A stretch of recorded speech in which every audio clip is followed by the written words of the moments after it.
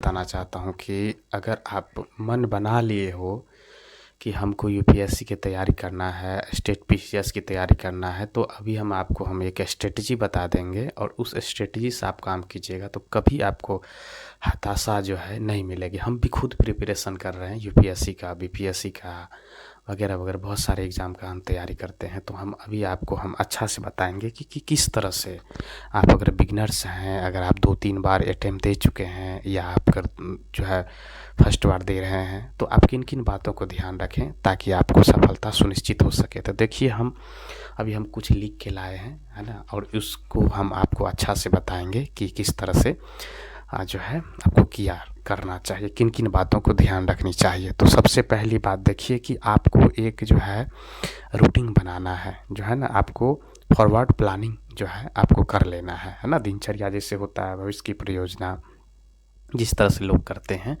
उस तरह से आपको कर लेना है। देखिए क्या है कि ये एक मैराथन दौड़ है ना। ये नहीं कि जैसे कि महीना 2 महीना 4 महीना तैयारी कर लिया तो आपको सफलता मिल जाएगी, इसका कोई गारंटी नहीं है। तो अगर आप यूपीएससी की तैयारी करने के लिए मन बना लिए हैं तो आपको क्या करना है, निम्न बातों पर ध्यान रखना है। अभी हम बताएंगे एक एक करके।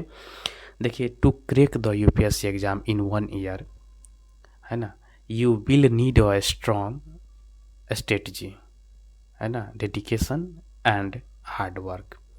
तो आपको सबसे पहले क्या क्या ध्यान रखनी है कि आपको 1 साल, कम से कम 1 साल आपको तो बढ़िया से जम के तैयारी करना पड़ेगा, जिसमें आपको ध्यान ये रखनी है कि आपको एक स्ट्रॉन्ग स्ट्रेटजी होना चाहिए और उसके बाद जो है आपको डेडिकेशन होना चाहिए, समर्पण, ठीक है, और हार्ड वर्क। 3 चीज़ आपको ध्यान रखनी है। पहला चीज़ ये कि आपका स्ट्रॉन्ग स्ट्रेटजी होना चाहिए और डेडिकेशन होना चाहिए और हार्ड वर्क, ठीक है। स्ट्रॉन्ग स्ट्रेटजी, डेडिकेशन और हार्ड वर्क। स्ट्रेटजी मतलब हो गया कि जैसे मान लीजिए कि हम कब कौन सा सिलेबस ख़त्म करना है, कब क्या ख़त्म करें, जैसे हिस्ट्री हो गया, पॉलिटिक्स हो गया, ज्योग्राफी हो गया।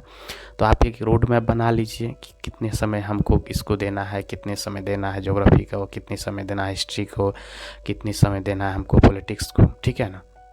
इस तरह से आप अगर बना के रख लेते हैं, जिस सबसे पहले पीटी क्वालिफाई करने के लिए सीसेट का पेपर सबसे महत्वपूर्ण होता है, जिसमें रीजनिंग, मैथ्स, पैसेज वगैरह रहते हैं।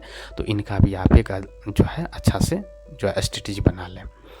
और उसके बाद जो है ध्यान रखने वाली जो बात है वो ये है कि here are some important things you should focus, है ना। और जो है कुछ मैं बात बता रहा हूँ, इस पर आपको फोकस करनी है। पहला, मेक अ डिटेल्स प्लान, है ना। आपको जितना सारा सिलेबस है उसको आप एक डिटेल्स प्लान आप बना लें। और उसके बाद कहता है कि understand the syllabus through out and divide into small parts. सबसे पहले बात है कि आपके पास सिलेबस होना चाहिए, है ना। यूपीएससी का क्या क्या सिलेबस है, वो सिलेबस सबसे पहले आप डाउनलोड कर लीजिए, जो है ना, स्मार्टफोन से, मोबाइल से, या कहीं पे साइबर कैफे में जाके यूपीएससी का सिलेबस को डाउनलोड कर लीजिए। और डाउनलोड करके छोटा छोटा भाग में उसको बांट दीजिए। ये नहीं कि उसको चीट चाट देना है, नहीं। उस सिलेबस को लिखिए, जैसे हिस्ट्री का सिलेबस है, ज्योग्राफी का सिलेबस है, इकोनॉमिक्स का सिलेबस है, सबको अलग अलग आप लिख लीजिए। लिखने के बाद उसमें टॉपिक रहता है, टॉपिक को बांट दीजिए और टॉपिक वाइज पढ़िए उसको, ठीक है ना। उसको टॉपिक वाइज, जैसे आप सेल्फ स्टडी करते हैं तो आप चैट जीपीटी का आप मदद ले सकते हैं। और उसके बाद अगर आप जो है बुक से करते हैं तो टॉपिक छांट करके आप पढ़ लें, ठीक है ना। वैसे तो एनसीईआरटी में बहुत सारा चीज़ दिया रहता है, कोई भी रेफरेंस बुक लीजिएगा तो बहुत अनर्गल चीज़ सब रहता है, सब पढ़िएगा तो संभव है नहीं, ठीक है। तो सबसे पहले आपको क्या करना है, उसके बाद आपको अलग अलग भाग में इसको बांट लेना, छोटे छोटे भाग में। और उसके बाद कहता है क्रिएट और टाइम टेबल। उसके बाद एक टाइम टेबल बनाइए, सेट और टाइम, है ना, time limit for each subject and stick to it, है ना। आप क्या कीजिए, इसको पर कितने सब्जेक्ट पे हम कितना टाइम देंगे, इसका आप एक रोड मैप बना लीजिए, एक टाइम टेबल बना लीजिए, ठीक है। और कहता है, और उसके बाद कहता है कि गैदर स्टडी मटेरियल्स, है ना, select authentic and reliable study materials. जैसे कि मार्केट में बहुत सारा स्टडी मटेरियल्स है, सबको हम पढ़ लेंगे तो सफलता नहीं मिल सकती है ना। तो सबसे पहले उसमें से कौन ऑथेंटिक है उसको सेलेक्ट करना है, ठीक है। और उनके बाद ध्यान रखना है कि analyze previous year questions papers, this will help you to understand the exam pattern and type of questions. तो आपको क्या करना है सबसे पहले कि आपको एग्ज़ाम पे जो है क्वेश्चन बैंक आपके पास होना चाहिए, और क्वेश्चन बैंक को आप क्या कीजिए, एनालाइज कर लीजिए। एनालाइज करने के बाद है ना, थोड़ा सा वीडियो लंबा होगा तो आप देखिएगा ना। यूपीएससी की तैयारी कीजिएगा तो आपको तो थोड़ा सा पेशेंस रखना ही पड़ेगा, है ना। पेशेंस रखना पड़ेगा क्योंकि खुद हम तैयारी करते हैं तो हम भी इन चीज़ों पर ध्यान रखते हैं। तो आप भी ध्यान रखिए, आप भी चलिएगा साथ साथ, तो आपको इस चैनल पे बहुत सारा चीज़ मिलेगा, है ना। थोड़ा सा वीडियो लंबा होगा, थोड़ा पेशेंस रखिएगा।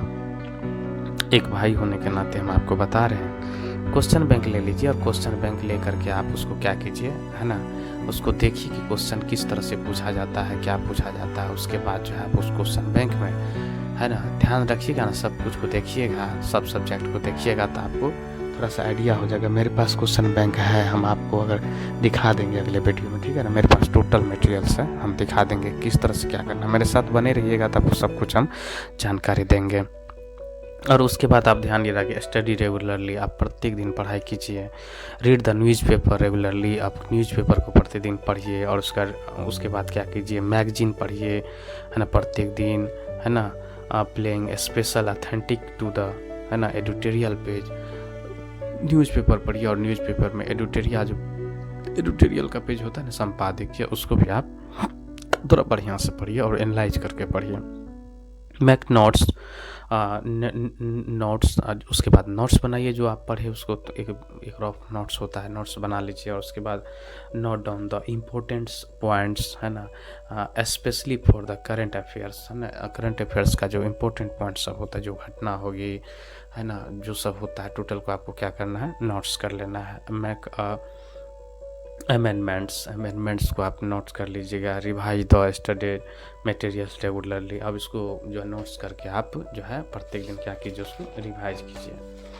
और उसके बाद ध्यान रखिए, प्रैक्टिस आंसर राइटिंग, है ना, सबसे महत्वपूर्ण चीज़ होता है। जो ऑफिसर लेवल का जो एग्ज़ाम होता है, सबसे पहले इसमें महत्वपूर्ण चीज़ होता है कि आपको जो है राइटिंग को सबसे ज़्यादा आप राइटिंग प्रैक्टिस करना पड़ता है ना। तो write down answer and the evaluate them, अब उसको लिखिए। लिखने के बाद उसको एवेलुएट कीजिए, चेक कीजिए कहाँ पे सही लिखिए, कहाँ पे गलत लिखिए। आप किसी से चेक करवा लीजिए, है ना। या ऑनलाइन आजकल बहुत सारा ऐप्स आ गया है, उस पर आप फोटो खींचिए, डालिए, आपको पता चल जाएगा कहाँ गलती की, स्पेलिंग मिस्टेक्स। अगर आप हिंदी मीडियम से है या आप इंग्लिश मीडियम से, दैट इज़ नॉट मैटर, है ना, ये कोई मैटर नहीं रखता है। ज्वाइन द टेस्ट सीरीज, अब जिससे आपको टोटल हो गया, कंप्लीट हो गया, तो आप उसके बाद टेस्ट सीरीज ज्वाइन कर लीजिए। This will help you the evaluate your preparation and now you strength and the weakness. और उसके बाद आप जो टेस्ट सीरीज ज्वाइन कीजिएगा तो आपको स्ट्रेंथ और वीकनेस की पता चलेगी। स्टे पॉजिटिव, हमेशा आपको क्या करना है, पॉजिटिव रहता, बी कॉन्फिडेंस, है ना। और आत्मनिर्भर रहें अपने आप को, बिलीव इन योर सेल्फ, अपने आप पे क्या कीजिए, विश्वास रखिए। And have a positive attitude, है ना। और अपने आप को क्या कीजिए, पॉजिटिव एटीट्यूड हमेशा रहना चाहिए। और उसके बाद आपको क्या करना है कि स्टे मोटिवेटेड, आप जो है मोटिवेटेड रहिए, है ना, हमेशा। और कहता है कि यूज इंस्पिरेशनल, है ना, आप जो है प्रेरणादायक स्रोत जो है आप बुक्स पढ़िए, है ना। स्टे मोटिवेटेड, हमेशा मोटिवेट रहने के लिए आप क्या कीजिए, मोटिवेशन का बुक पढ़िए। और मोटिवेशन का जो है आजकल तो रील्स वगैरह मोबाइल पे बहुत सारा आता है, वो है ना, उस पर देखिए, अच्छा बुक पढ़िए, स्टडी कीजिए, ताकि उससे मोटिवेट रहिए। क्योंकि इसमें ना बहुत दिन का ये जर्नी होता है, कम से कम तो 1 साल तो आपको लग ही जाएंगे कि बेसिक कंप्लीट करने में। तब 1 साल के बाद आप जाके अटेम्प्ट डाल दीजिएगा, ठीक है ना। तो इस तरह से मैं ये मान के चलता हूँ कि आप जो है अटेम्प्ट दीजिएगा, अच्छा से मेहनत कीजिए, है ना। और उसके बाद ये है कि अदर इम्पोर्टेंट थिंग्स, उसके बाद जो और चीज़ पे जो ध्यान रखनी है वो ये चीज़ है कि बी इन गुड शेप, है ना। मतलब ये हो गया कि स्वास्थ्य का ध्यान रखना है आपको। Get enough sleep and eating, है ना, हेल्दी फूड्स, है ना। पर्याप्त मात्रा में नींद लीजिए 5 से 6 घंटा, और अच्छा से भोजन कीजिए, है ना, शांत रहिए, ठीक है। एक्सरसाइज रेगुलरली, थोड़ा सा एक्सरसाइज कर लेना है ताकि शरीर फिट रहे, है ना, regularly. This will help you reduce stress, इससे क्या होता है कि स्ट्रेस तनाव कम होता है ना। एंड स्टे फोकस, और आपको पढ़ाई करने में आपको कंसंट्रेशन थोड़ा सा अच्छा लेवल का क्योंकि अच्छा लेवल का कंसंट्रेशन की बहुत आवश्यकता पड़ती है। और उसके बाद ये है कि उसके बाद speed time with your friends and spend time with your friends, और अपने दोस्त के साथ बिताइए कुछ टाइम, क्योंकि इंटरटेनमेंट भी बहुत ज़रूरी होना तो होता है, और अपने परिवार के साथ बिताइए। This will help you reduce stress and state motivated, है ना, स्टेट मोटिवेटेड। जैसे कि गाँव में जाएंगे, आप मम्मी पापा से मिलेंगे, आप दोस्त सबसे मिलेंगे, तो आपको थोड़ा सा जीवन का भी जो है कोई एक्सपीरियंस मिलेगा, आप सब कुछ गांव समाज को देखेंगे। क्योंकि जहाँ तक आप जो जिस चीज़ का तैयारी करने में लगे हुए हैं, तो ये इनडायरेक्टली रूप से ये भी जो मोटिवेशन और गांव समाज से सीखने को हमको मिलता है। क्योंकि हर एक चीज़ का आपको ज़रूरत पड़ेगा, क्योंकि एक हॉबी की ज़रूरत पड़ती है। आप खेलिएगा तो आपको हॉबी जो है थोड़ा एक्सरसाइज हो गया, मोटिवेशन, कोट सुनना, सिंगिंग, है ना, और कुकिंग वगैरह जितना है वो सब सीखना होता है। जैसे फीमेल है तो आपको कुकिंग वगैरह ये सब टोटल चीज़ जो है आपको एक हॉबी आपको कम से कम आना चाहिए, है कि नहीं। जैसे मेरा हॉबी है कि पढ़ाना, मैं पढ़ाता हूँ, है ना, और पढ़ता भी हूँ, है कि नहीं। मैं पढ़ाता हूँ और बाद बाकी सब कुछ चलते ही रहता है। और उसके बाद क्या होता है, यूज कोचिंग। अगर आपको थोड़ी सी जो है दिक्कत है कॉन्सेप्ट में, बेसिक उतना जो है आप सरकारी विद्यालय में अध्ययनरत रहे हैं शुरू से, तो फिर आपको बेसिक उतना अच्छा से क्लियर नहीं हुआ होगा, तो आपको बेसिक क्लियर करने के लिए कोचिंग की आवश्यकता पड़ती है। तो लेने में कोई दुराई नहीं है, लेकिन फर्स्ट प्रायोरिटी ये रखिए कि अपना सेल्फ स्टडी सबसे महत्वपूर्ण होता है। अटेंड कोचिंग, है ना, classes if necessary, attend coaching classes but give the priority to the self study, है ना। तो आप क्या करना है कि अपना सेल्फ स्टडी को प्रायोरिटी में रखना है।